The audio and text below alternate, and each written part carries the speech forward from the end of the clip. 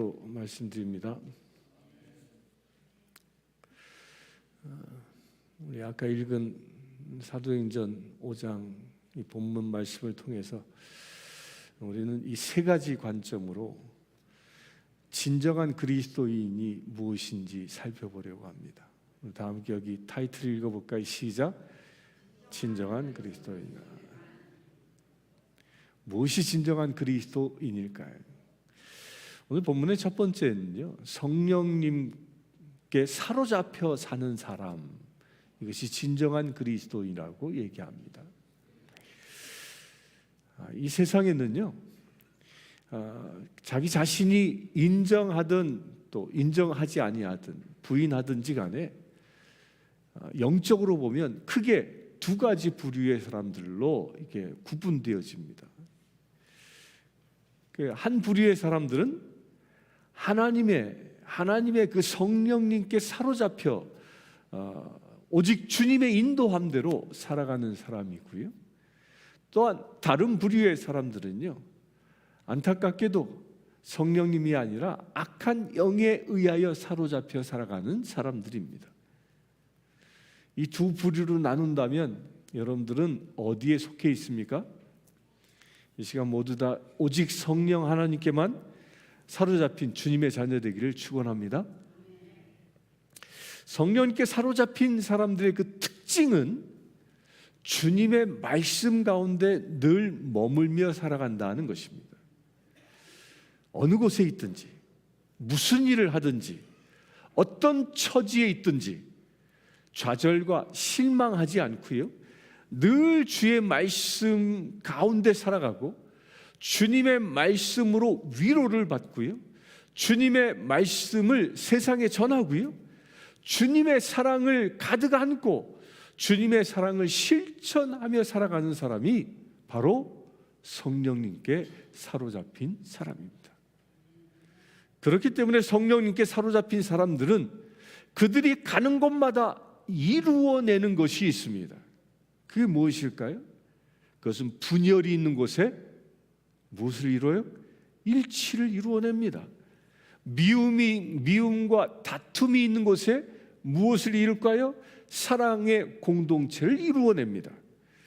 그러나 반면에 악한 영에 사로잡힌 사람들은요, 저들이 가는 곳마다 시기와 질투를 이루어내고요, 또 분열을 일구어내고 이기심을 만들어내고 또한 무관심하게 살아갑니다.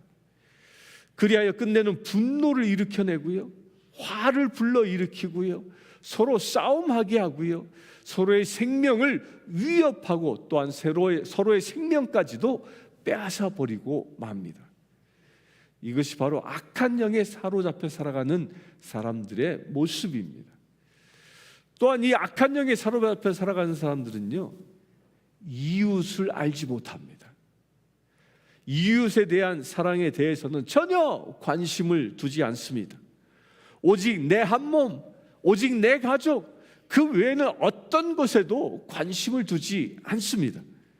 오직 나의 입신 양명에 모든 관심을 두고 살아갑니다. 나의 형제 자매로 나의 이웃이 굶주리고 고통받고 슬퍼하고 애통해하는 것에는 도대체 관심도 두지 않습니다. 오직 자기 자신만의 행복이, 오직 자기 자신의 그 삶만이, 거기에만 관심을 두고 그곳에만 매진하며 살아가는 그런 사람들, 안타깝게도 이런 사람들을 보고 악한 영에 사로잡힌 사람이라고 얘기하는 겁니다. 왜 이런 사람들이 악한 영에 사로잡혔다고 이야기하는가 하면요, 그들의 삶의 그 범위 이외에는, 자신의 이익 외에는 이웃에 대하여 전혀 관심을 두지 않기 때문입니다. 이것을 거꾸로 얘기한다면요, 자기 자신의 이익, 자기 자신의 삶의 행복을 누군가가 위협하면 대단히 공격적으로 상대를 공격하는 모습으로 나타납니다. 나의 헌신과 나의 봉사와 나의 친절은 어디에도 찾아볼 수 없는 것입니다. 오늘 말씀 서두에 보면요, 그들은 이 말씀을 듣고 격분하여 사도들을 죽이려 했다고 기록합니다. 이들이 누굽니까? 사도들을 재판석에 올린 그 율법학자들이고 또한 사두개인 곧 제사장들이었습니다. 그들에게 성령에 사로잡힌 이 사도들이 주님의 말씀, 부활하신 예수 그리스도의 그 생명의 말씀을 전하였으나 바로 그들에게 이 생명의 말씀을 전한 사람들에게 율법학자들은 어떻게 했다고 얘기합니까? 격분했다라고 기록합니다. 그리하여 그들은 그 사도들을 죽이려고 했습니다. 악한 영에 사로잡힌 사람들의 그 특징은 분노를 가지고 저주한다는 겁니다. 우리 어렸을 때 쓰는 그 상스러운 말 중에 가장 잘 썼던 말이 뭐가 있어요? 기분 나쁘면 너 죽어 이런 말 하죠. 어린 아이들도 이런 말을 자주 씁니다. 정말 안타깝습니다. 이 죽인다란 말이 무슨 뜻입니까? 죽인다라는 이 생각은요, 사단의 영이 주는 생각입니다. 예수 그리스도의 영, 그 성령의 영의 사람들은요, 늘 사람을 살리는 영으로 가득한 거예요.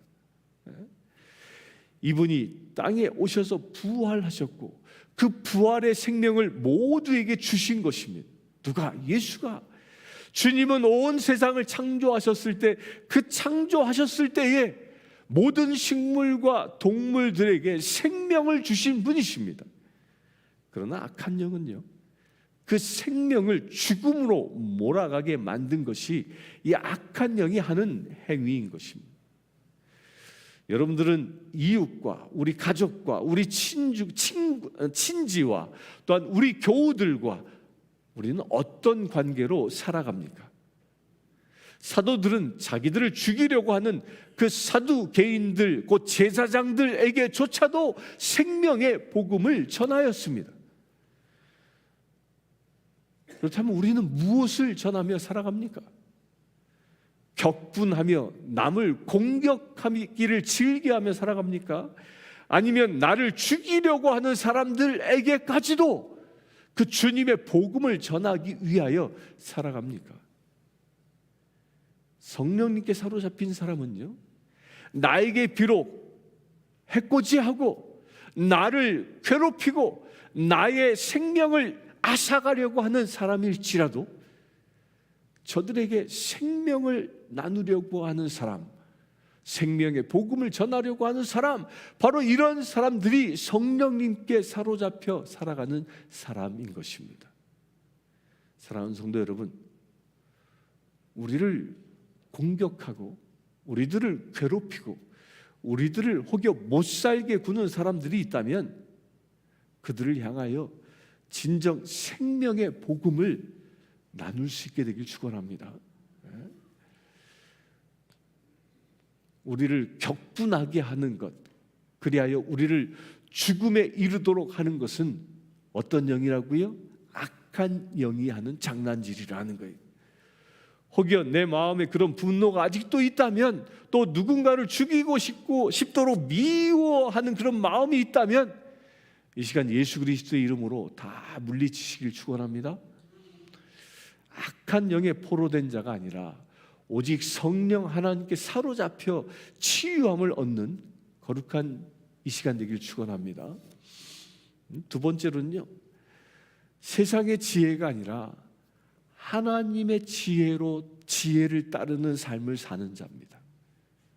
진정한 그리스도인이란. 그렇게 악한 영에 사로잡혀 있었던 그 무리들에게 한 현자가 나타납니다. 오늘 말씀에 보면 그 사람이 누구였습니까? 가말리엘이었습니다. 이 가말리엘이라는 사람은요, 그 유명한 사도 바울의 율법 선생이기도 했습니다. 당대의 명망이 높았던 그 율법 교사였습니다. 그리하여 저의 말에는 권위가 있었기에 모든 제사장들과 율법학자들이 이 가말리엘의 말에는 복종하였고요, 그의 말에 늘 귀를 기울였습니다. 왜냐하면 그는 율법의 정통에 있었고 또한 현명한 생각을 가지고 있었던 사람이었기 때문이었습니다. 바로 그 현명한 사람, 이 가말리엘이 이 사도들의 행위를 보고 현명한 판단을 내립니다. 사도들의 행위가 하나님에 의하여 이루어진 것이라면, 이루어진 것이 아니라면, 사도들의 그 욕심에 의해서 이루어진 것이라면 자신들이 스스로 판단할 수 없기 때문에, 무엇이 하나님의 것인지 사도들의 욕심인지 판단할 수 없기 때문에 역사의 심판에 맡기자고 얘기하고 있습니다. 가말리엘은 현자였지만 안타깝게도 예수 그리스도를 구주로 영접하지는 못했습니다. 그러기에 그에게는 영안이 없었기 때문에 영적인 분별력이 없었던 사람이었습니다. 그러나 그는 현명한 판단력을 가지고 있었습니다. 그래 잘못된 판단에 의해서 더 큰 죄를 짓는 실수를 범하지 않기 위해서 모든 것을 역사의 판단에 사도들의 그 행위를 맡기라고 제안하고 있는 것입니다. 그래서 드다의 이야기를 하고 유다의 이야기를 하고 있습니다.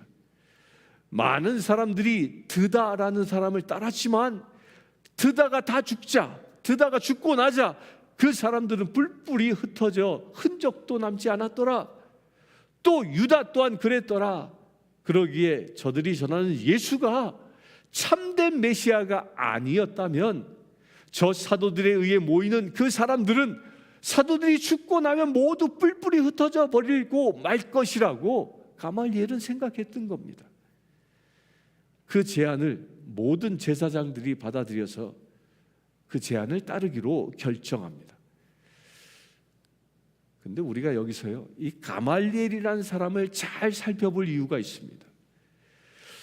이 세상에 많은 사람들은요, 이 영적인 해안을 가지고, 영적인 능력을 가지고, 영적인 말씀을 가지고 판단하고 주님의 말씀을 전하고 주님의 말씀으로 세상의 기준을 세우려고 할 때에는요, 이 성령님의 말씀을 전할 때에는 이 사람들이요, 그 말씀을 쉽게 받아들이지 않습니다. 영적인 말씀을 쉽게 받아들이지 않는다는 거예요. 오히려 그 말씀을 반박합니다. 또 그 영적인 말씀을 배척합니다. 그리고 그 영적인 말씀들을 무시하려 합니다. 그런데 세상에 많은 사람들은요, 세상에서 명망이 있고요, 지위가 있고요, 어떤 인정받는 어떤 학위가 있고요, 그런 명예가 있는 사람의 말 한마디에는요, 대단히 큰 비중을 두고 그 말을 받아들이려 합니다. 곧 주님의 말씀보다 더 큰 비중을 두어서 그의 말을 자기 삶의 기준으로 삼으려고 한다는 것입니다. 우리 대한민국에는 이 가말리엘과 같은 그런 현자와 같은 그런 선생이 존재했었습니다. 많은 사람들이 학자로 명망가로 그 대한민국에 큰 영향력을 주었었습니다. 그러나 중요한 것은요, 아무리 많은 학식을 가지고 있고 명망이 있고 높은 덕망을 가지고 있는 사람일지라도요, 자기 자신이 예수를 알지 못하는 사람은 그에게 생명이 없다는 거예요.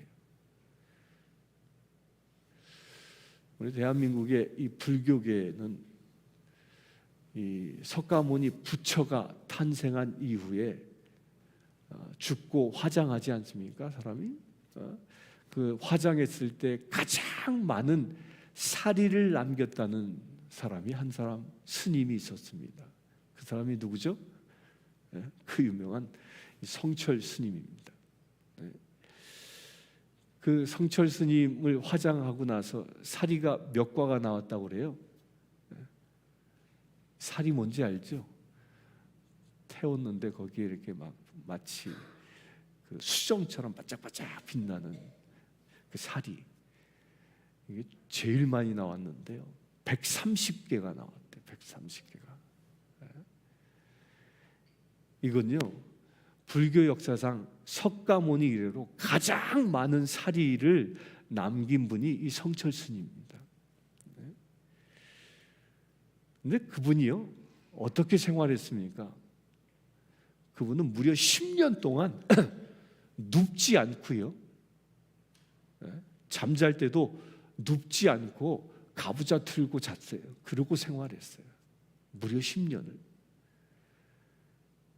그리고 3년 동안 뭘 먹고 살았냐면요, 곡식은 입에 대지도 않고요, 오직 솔잎만 따서 먹고 살았다고 합니다.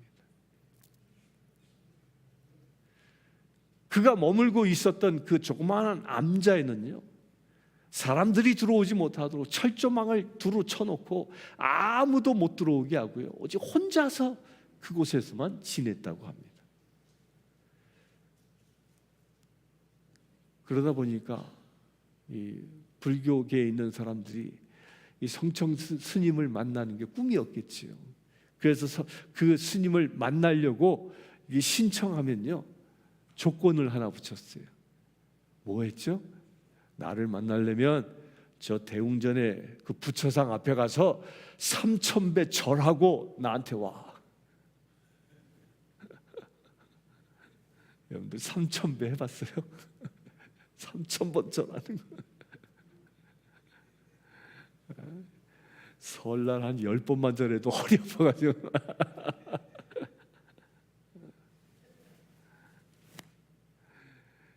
그 박정희 대통령이 해인사에 갔을 때, 박정희 대통령이 성철 스님의 명망을 듣고, 내가 성철 스님을 좀 만나고 싶은데 좀 오시라고 하시오 그랬더니, 성철 스님에게 소식을 전한 사람이 똑같이 얘기를 해요. 갔다 오더니 그러더라는 거예요. 대통령 각하, 대웅전 가서 3,000배 하면 내가 만나줄게 그러더라는 거예요. 그렇게 높은 수행을 하고요, 높은 학식을 가졌던 이 성철 스님은요, 자신이 마지막 가는 순간, 마지막 숨을 거두기 직전에 아주 유명한 말을 한마디 합니다. 그의 임종을 지켰던 스님에게 스님이 묻습니다. 이렇게 물어요. 큰 스님, 이제 열반에 드시면 극락왕생 하시겠네요. 이제 죽으면 천국 가시겠네요. 이렇게 얘기한 거예요. 그러니까 성철 스님이 뭐라고 대답했냐면, 내가 그렇게 수행하고 고난의 길을 걷고 많은 배움을 얻었지만 그것을 통해서 깨달은 것이 한 가지 있었네. 그것은 내가 이제 죽어 열반에 들게 될 터인데, 열반에 듦과 동시에 나는 저 불 끓는 지옥에 떨어질 것이다. 왜냐하면 나는 그 많은 수행을 통해서 깨달은 것이 하나 있는데, 그것은 바로 내 죄가 저 수미산보다 높다라는 것을 깨달았다. 수미산은 가상의 산인데 에르베트산보다 무려 10배 높은 산이라고 하는 불교의 가상산이에요. 사람의 죄는요, 자기의 수행과 그 고행을 통해서 식기움 받는 것이 아니라는 이야기입니다.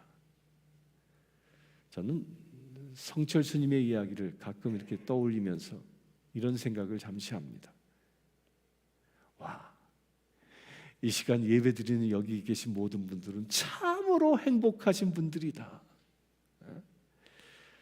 그 고난의 길을 걷지도 않고 10년 동안 눕지 않고 염불하지 않아도 여러분들은 모두, 여러분들의 그 모든 죄는 예수 그리스도의 이름으로 씻기움 받을 수 있다는 것, 이것이 행복인 것입니다. 이것이 행복이에요. 그 행복을 차지하시길 축원합니다. 악한 영은요, 우리로 하여금 끊임없이 죄에 빠지도록 유혹합니다. 그 유혹의 고리가 무엇이냐면요, 예수님의 이름에 의지하지 않고 내 삶의 행위에 의지하도록 만드는 겁니다. 누가 죄를 지었냐? 내가 죄를 지었지. 내가 죄를 지었으니, 너는 너의 행위로 죄를 지었으니, 너의 생각으로 죄를 지었으니 너의 행위로 그 죄를 씻어내어야 하지 않겠느냐? 너의 삶으로 대가를 치르라라고 사단은 끊임없이 우리에게 유혹한다는 거예요. 그런데 정작 우리가 그 죄의 대가로 무엇을 한다고 해서 죄가 다 씻겨질 수 있는 것이 아닙니다. 우리의 죄를 씻어주려고 우리를 정결케 할 수 있는 유일한 길이 하나 있는데, 그게 무엇이에요? 오직 예수밖에 없는 것입니다. 예수 그리스도의 이름으로 내가 거듭날 때, 예수 그리스도의 그 피에 보혈의 공로로 내 죄가 씻기움 받을 때에, 예수 그리스도를 나의 구주로 영접할 때에 우리는 그 모든 죄로부터 자유함을 얻을 수 있는 것입니다.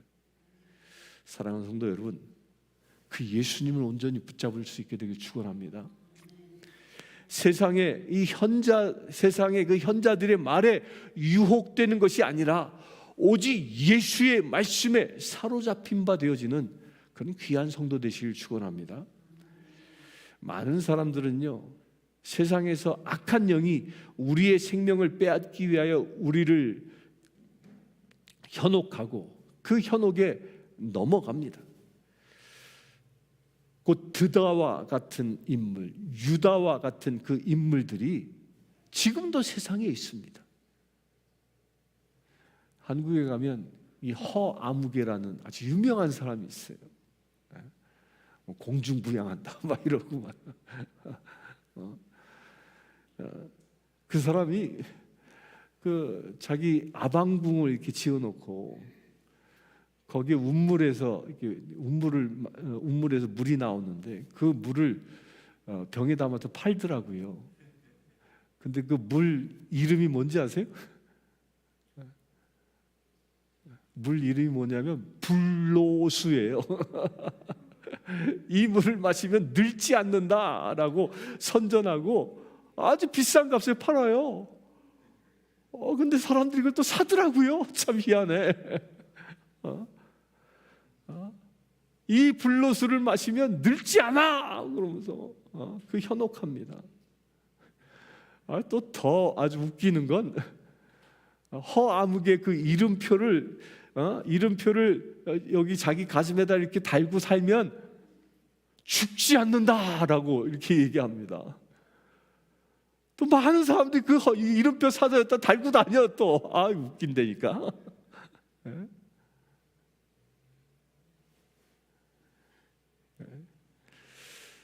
그 사람 이 강의를 들으면 달변가야. 말은 또 얼마나 잘하는지. 그렇게 사람을 현혹합니다. 또 예전에는 박태선이라는 사람이 있었죠. 60년대, 70년대를 풍미했던 사람인데 수많은 사람들이 그 사람을 따랐습니다. 그러나 그 사람이 죽자 어떻게 됐어요? 그 신앙초는 살던 사람들 다 뿔뿔이 흩어져 버리고 말았습니다. 근데 놀랍게도요, 2000년 역사를 가지고 있는 이 교회는요, 사도들은 죽었습니다. 또한 이 교회에 있었던 많은 위대한 이름 있는 지도자들, 그들도 이름도 빛도 없이 태어났다 다 죽어갔습니다. 그런데 2000년 동안 이 교회는요, 끊임없이 번성하고 있다는 겁니다. 지금도 활동하고 있고요. 지금도 전 세계의 복음화를 위하여 전 세계를 향하여 복음 들고 교회들이 나가고 있습니다. 이것이 무엇을 증명하는 것입니까? 교회가 2000년 동안 살아있다는 이것 자체가 바로 이 교회에 참 그리스도이신 하나님께서 역사하고 계시다는 것입니다. 이 교회가 살아있다는 것은 이 교회가 2000년 동안 생명을 유지하고 있고 2000년 동안 전 세계를 향하여 그 세력을 지금도 끊임없이 확장하고 있다는 것, 이것이 무엇을 증거하는 거예요? 예수님이 그리스도이시다라는 것을 증거하고 있는 것입니다. 사랑하는 성도 여러분, 이 역사의 증언 앞에 여러분들 모두 참 증인으로 온전히 설 수 있게 되길 축원합니다. 이 가말리엘의 그 예언대로요, 사람에게서 난 것은 없어져 버리고 말지만 하나님께로부터 온 것은요 절대로 사라지지 않는다는 것입니다.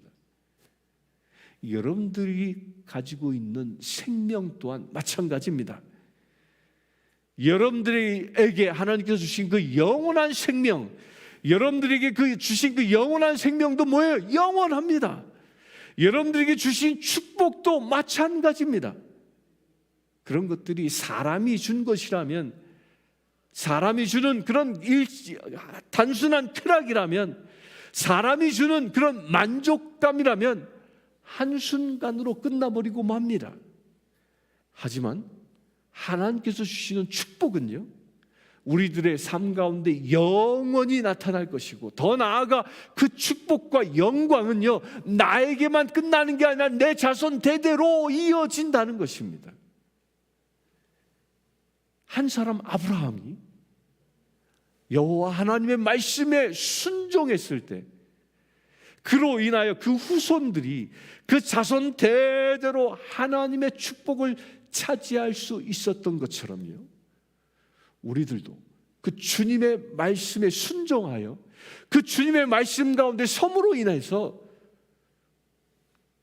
나로 시작하여 우리들 자손 대대로 하나님의 축복이 이어지는 것입니다. 이것을 믿습니까? 그 축복의 주인 되시길 축원합니다. 이 세 번째로는요, 어떤 사람이 그리스도인이냐 하면 고난 중에도 기뻐하고 복음을 전하는 삶, 이런 삶을 사는 사람이 진정한 그리스도인입니다. 가말리엘의 충고에 의해서 사도들이 풀려나지요. 근데 그냥 풀어준 게 아니라 매를 때렸어요. 매를 맞았습니다. 그런데 그 매 맞고 풀려나는 이 사도들은 위대한 고백을 합니다. 사도들은 예수 이름으로 말미암아 모욕을 당하게 된 것을 오히려 특권으로 생각하며 기뻐하였다라고 성경은 기록합니다. 매 맞고 기뻐했습니다. 매 맞고 기뻐했습니다. 진정한 기쁨이 어디에서 오는 것입니까? 진정한 그리스도인의 삶은 어디에 있는 것입니까? 어떤 사람이 진정한 그리스도인이라고 여러분들은 생각하십니까? 어떤 사람이 참된 그리스도인이라고 여러분들 생각하시냐는 거예요. 오늘 사도들의 말씀을 통해서 진정한 그리스도인은 어떤 모습인가 분명히 기록하고 있습니다. 진정한 그리스도인들은요, 예수님 때문에 고난받는 사람입니다. 예수님 때문에 자기가 당하는 고난이 있다면 그 고난을 통해서 기뻐하는 자가 진정한 그리스도인이라는 것입니다. 여러분들, 기쁨은 언제든지 나눌 수 있습니다. 즐거움은 언제든지 함께 나눌 수 있습니다. 누구든지 함께 할 수 있습니다. 그러나 나의 희생이 필요하고요, 내 봉사가 필요하고요, 나의 헌신이 필요하고요, 더 나아가 내가 고난받는 자리에는요 누구나 오지 못한다는 것입니다. 왜 그럴까요? 고난받는 그 자리에, 그 고난 가운데 기쁨을 얻으려 하는 사람은 오히려 예수님께 자기를 헌신한 사람만이 가능하기 때문입니다. 나의 삶의 작은 일부분을 드린 사람, 그냥 그저 나의 어떤 욕심, 내 바램 때문에 예수 믿는 사람 안 되지만요, 이런 분들은요 예수님이 주시는 그 고난 때문에 기뻐하지 못합니다. 사랑하는 성도 여러분, 예수님 때문에 고난받는 것을 기뻐할 수 있게 되길 축원합니다. 내 몸은 비록 힘들고, 내 몸은 비록 병들고, 내 몸은 비록 역경에 처한다 하더라도 예수 그 말씀 때문에 봉사하기를 즐겨하고요, 예수님 말씀 때문에 나를 희생하기를 즐겨하고요, 그 예수님 말씀 때문에 고난받는 것을 기뻐하는 우리 사랑하는 성도님들 되시길 축원합니다. 진정한 그리스도인은 예수님 때문에 고난받는 자입니다. 또한 예수님 때문에 모욕당하는 자가 진정한 그리스도인입니다. 여러분들, 진정한 사랑이란 뭘 얘기하는 것일까요? 진정한 사랑은요, 대가를 치르는 것입니다. 사랑한다는 것과 사랑받는다는 것은요, 전혀 다릅니다. 사랑한다는 것은요, 나의 지체들을 섬기는 겁니다. 내가 헌신하는 것이고요, 내가 봉사하는 것입니다. 예수님은요, 당신 자신의 목숨을 버리면서까지도 우리를 사랑하셨습니다. 그 사랑을 이 시간 여러분들 모두 나의 형제자매들에게, 나의 이웃들에게 나눌 수 있게 되길 축원합니다. 어떠한 모욕이 우리를 괴롭힌다 하더라도, 어떠한 어려움이 우리를 넘어뜨리려 한다 할지라도 사랑하는 마음으로 승리할 수 있게 되길 축원합니다. 그렇게 기뻐하고 고난 중에 기뻐하며 의회에 몰려 나온 그 사도들은요, 매를 맞고 나왔음에도 불구하고 이 사도들은 쉬지 않고 성전과 이 집 저 집을 다니면서 가르치고 예수님이 그리스도임을 선포했습니다. 사랑하는 성도 여러분, 진정한 그리스도인의 삶은요, 날마다 어디에서든지 예수가 그리스도이시다, 예수가 그리스도이시다, 이것을 선포하는 삶인 것입니다.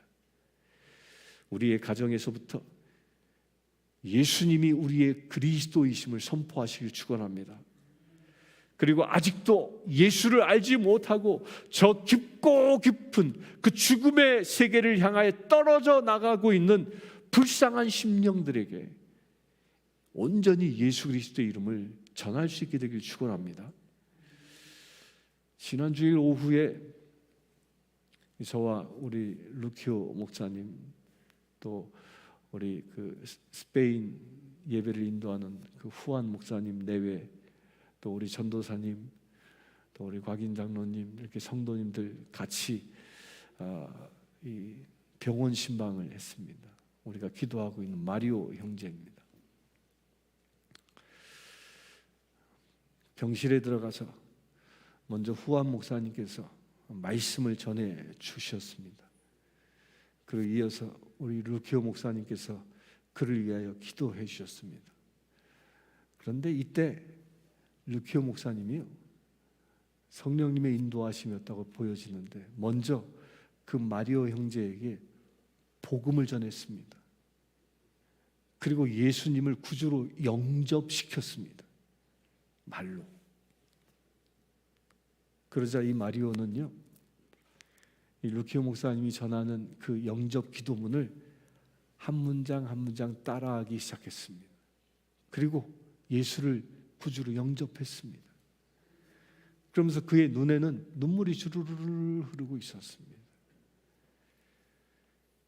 그리고 우리는 그 마리오 형제에게 임하신 그 예수님을 찬양하면서 치유와 회복이 그에게 일어나기를 소망하며 간절히 안수하며 기도했습니다.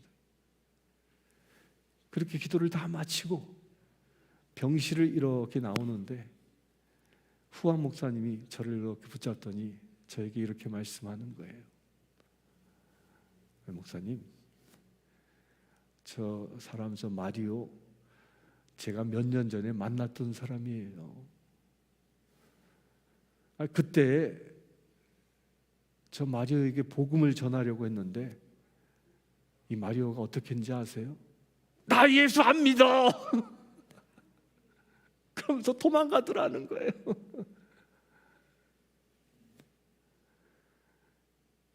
예수 안 믿겠다고 도망갔던 그 사람이 오늘은 꼼짝도 못하고 예수님을 영접했습니다. 그 도망간 그 사람도 잊지 아니하시고 구원하시는 하나님을 찬양합니다. 이런 얘기를 하는 거예요. 아멘이십니까? 아멘이십니까? 도망간 자도 하나님은 잊지 않습니다. 그러기에 우리가 복음을 전하는 것입니다. 우리의 삶의 목표는요, 부자가 되는 것도 아닙니다. 영원한 생명을 얻는 것입니다. 그 영원한 생명을 내가 받고 그 생명을 우리의 이웃에게 나눌 수 있게 되길 축원합니다. 우리 모두 그 생명의 복음을 전하는 그런 주님의 형제자매 되시기를 주의 이름으로 축원합니다. 함께 기도하겠습니다. 주 아버지 하나님, 너희는 성령의 힘과 권능을 받아 세상 땅끝까지 나아가 복음을 전하라 말씀하셨습니다. 주님 감사합니다.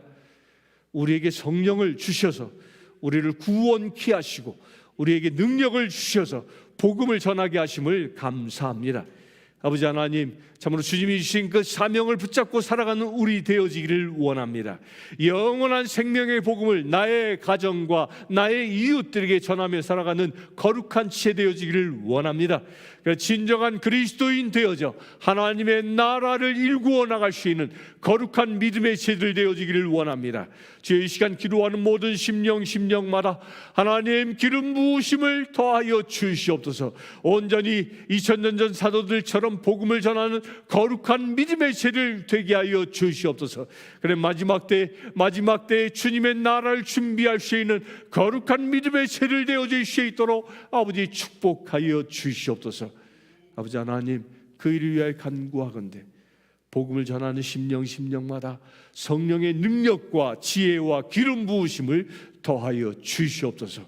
그래서 복음의 씨앗을 뿌릴 때에 그 씨앗이 자라 싹을 틔우게 하시고 풍성한 열매를 거둘 수 있는 놀라운 역사가 일어나게 하여 주시옵소서. 우리 주 예수 그리스도의 이름으로 기도드리옵나이다. 아멘. 오늘 다 함께 일어나서 445장 송영 찬송 드리겠습니다.